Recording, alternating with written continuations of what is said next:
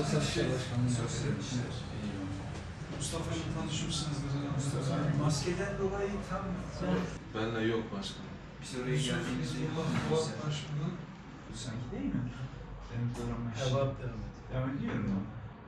İlkene dostumuz 30 sene var. Daha fazla değil mi? bugün Yeniden Refah Partisi Gençlik Kolları Başkanımız ve İl Başkan Yardımcılarımızla beraber Hüdapar'ımızı ziyaret ediyoruz. Yeniden Refah Partisi olarak siyasete başladığımız günden beri sivil toplum örgütlerimizi, siyasi partilerimizi mümkün olduğu kadar ziyaret edip Malatya'mızın sıkıntılarını onlarla da dertleşiyoruz, onlarla da paylaşıyoruz. Yanlış gördüğümüz şeyleri. Tabii bizim siyaset anlayışımız doğruyu kim yaparsa parti gözetmeksizin onu teşekkür ve tebrik ederiz. Yanlış yapılan bir şey olduğu zaman da bunun da karşısında dururuz. Eksikleri olursa da arkadaşlarımızın, onların da eksiklerin tamamlanması için de onlara düşüncelerimizi iletiriz. Bugün de yine Malatya'mızı konuşmak için Hüdapar'ımıza, başkanımızı ve yönetimini ziyarete geldik. İnşallah bu ziyaretlerimizi devam ettireceğiz. Başkanıma çalışmalarından ve yönetimine çalışmalarından dolayı teşekkürlerimi iletiyorum.